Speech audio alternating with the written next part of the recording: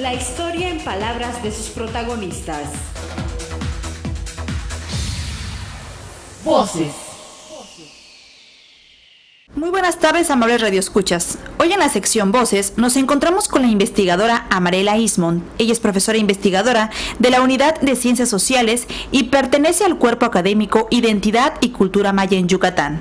El tema que hablaremos hoy es sobre el libro electrónico The Quest for Jatropha, Biodiesel and Sustainability in Yucatán, en el cual participaron de la UADY, Amarela, que es una de las editoras del libro, junto con el doctor Julio Sacramento, de la Facultad de Ingeniería Química, y también participó el doctor Javier Becerril, de la Facultad de Economía. Además, cabe resaltar que en uno de los capítulos sobre las plantaciones de Jatropha en Tizimín participaron el doctor Aurelio Sánchez, coordinador de la UCS, y el doctor Jorge Victoria, historiador, todos del mismo cuerpo académico. Muy buenas tardes, doctora Amarela. Pues platíquenos, ¿cómo surge el proyecto sobre las plantaciones de Jatropha en Tizimín y cómo forma parte de un proyecto mayor? Muy buenas tardes y muchas gracias por la invitación. El proyecto surgió de la invitación que nos hizo un grupo de investigadores de Michigan Technological University en Estados Unidos, bajo el liderazgo de la doctora Kathleen Halverson, de unirnos a un estudio sobre los biocombustibles en las Américas. Así es que nuestro proyecto formó una pequeña parte de un proyecto más grande que abarcó a 6 países en las Américas e involucró a más de 100 investigadores y estudiantes de múltiples disciplinas. ¿Podría usted hablarnos un poco acerca de los objetivos de este proyecto? Los objetivos establecidos en el protocolo eran contribuir a la ciencia de la sustentabilidad, fortalecer la investigación internacional e interdisciplinaria y crear redes de intercambio académico. En específico, el proyecto pretendía responder a las siguientes preguntas. 1. ¿Cómo afectará el desarrollo de los biocombustibles a, primero, los sistemas socioeconómicos, segundo, los sistemas ecológicos y los servicios ambientales asociados a ellos? La segunda pregunta, ¿cuáles indicadores y métricas son los mejores para evaluar la sustentabilidad de los biocombustibles? Y la tercera, ¿cómo pueden las políticas públicas mitigar los potenciales impactos negativos de los biocombustibles? Hay gente que piensa que los biocombustibles pueden generar problemas medioambientales al sustituir cultivos tradicionales o a la flora regional por extensos campos dedicados al monocultivo. ¿Es esto verdad? ¿O cómo pueden las políticas públicas mitigar los potenciales impactos negativos de los biocombustibles si es que los hubiera? Bueno, es cierto que existe bastante oposición a los biocombustibles si ocupan el espacio de cultivos tradicionales alimenticios y si utilizan los recursos como agua y nutrientes que se necesitan para la producción de comida. Sin embargo, hay lugares donde no necesariamente tienen que competir con los alimentos y donde podrían representar un ingreso para la población rural. No se puede generalizar, todo depende del contexto natural y socioeconómico del lugar bajo análisis. Teóricamente, las políticas públicas pueden mitigar los impactos negativos potenciales, pero en la práctica muchas veces no sucede así. ¿Existe alguna razón por la cual escogieron el municipio de Tizimín para realizar la investigación? Seleccionamos el municipio de Tizimín porque ahí es donde 2 compañías establecieron sus plantaciones de Jatropha. La compañía de Global Clean Energy y Lodemo.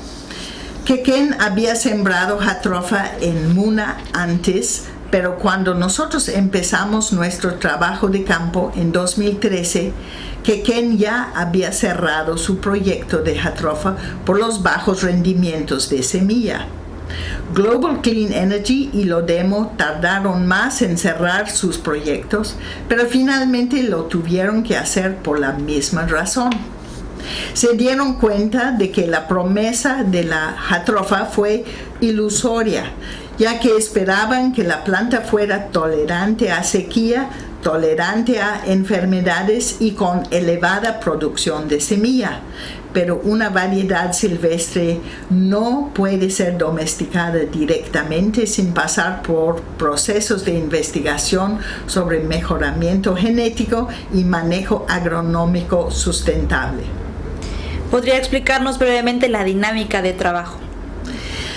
Solo puedo hablar por el equipo socioeconómico encargado de analizar los impactos sociales y económicos de las plantaciones de jatropha en la comunidad de Sucopo, Tizimín. Escogimos trabajar en Sucopo porque era el pueblo más cercano de las plantaciones y porque muchos de los trabajadores en las plantaciones vivían ahí. Nuestro trabajo consistió en entrevistar a 70 de los habitantes del pueblo para preguntarles acerca de cómo era su vida antes de la llegada de las plantaciones, cómo fue su experiencia con la compañía Global Clean Energy y el trabajo en las plantaciones, y cuál era su percepción acerca del proyecto después de que había cerrado. Muchos estudiantes ayudaron con las entrevistas que después tuvimos que transcribir, traducir al inglés y analizar usando palabras clave. Los resultados de nuestros análisis están plasmados en artículos, capítulos del libro y en el libro electrónico The Quest for Jatropha Biodiesel and Sustainability in Yucatán, publicado en inglés, como pueden darse cuenta, que está disponible en la página de la Unidad de Ciencias Sociales. Platícanos, ¿qué fue lo que ocurrió con las plantaciones de jatropha y cuál fue el impacto social del proyecto? Durante 4 años hubo trabajo en las plantaciones para alrededor de 500 personas de Sucopo y otros pueblos cercanos. La compañía les pagaba casi lo doble que era el salario mínimo rural de aquel entonces y les daba todas las prestaciones de ley. La gente de Sucopo estaba muy contenta porque tenía trabajo cerca de su casa en vez de tener que emigrar a la Riviera Maya. Recibía un ingreso decente y tenía acceso al seguro social y el crédito de Infonavit. Sin embargo, el proyecto solo duró 4 años y no los 15 a 30 como la compañía había prometido. Y al final la gente se sintió profundamente decepcionada. Platíquenos un poco, por otra parte, acerca del impacto medioambiental provocado por los cultivos. Bueno, al principio la gente de Sucopo nos decía que no hubo ningún impacto ecológico causado por las plantaciones de jatropha. Pero al final algunos apicultores grandes nos contaron que sus colmenas habían sido afectadas por el uso de pesticidas y sobre todo por la pérdida de las flores del monte que fue cortado para dar lugar a la jatropha. ¿Cuáles son, a grandes rasgos, las conclusiones a las que llegaron al finalizar el proyecto? Concluimos que las plantaciones de jatropha no eran sustentables porque los rendimientos de semilla eran demasiado bajos. La compañía esperaba obtener 10 toneladas por hectárea, pero en realidad solo obtenía alrededor de 1 tonelada. Por esta razón tuvieron que cerrar el proyecto y despedir a todos los 500 trabajadores. Esto provocó una gran decepción entre la gente de Sucopo y molestia entre los campesinos grandes porque además de perder su empleo habían perdido su monte que les proporcionaba recursos vitales para sus abejas. ¿Qué recomendaciones haría tanto a los posibles productores como a las instancias de gobierno relacionados con el tema? La recomendación más importante, creo, para los potenciales productores de jatropha es que antes de sembrarlo deben investigar bien qué pueden esperar de la planta, qué problemas genéticos y de salud tiene y cuáles son las probabilidades de obtener los rendimientos prometidos en la región.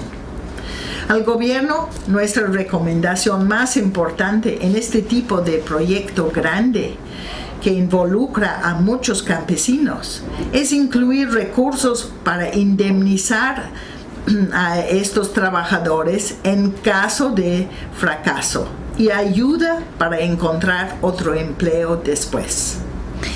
Para los que quisieran leer más acerca de este proyecto de investigación, pueden consultar el libro electrónico The Quest for Jatropha, Biodiesel and Sustainability in Yucatán, que está disponible en la página de la Unidad de Ciencias Sociales, www.cirsociales.wadi.mx. Doctora Marela, muchísimas gracias por darnos esta entrevista. Mucho gusto. Gracias a usted. Y nosotros continuamos.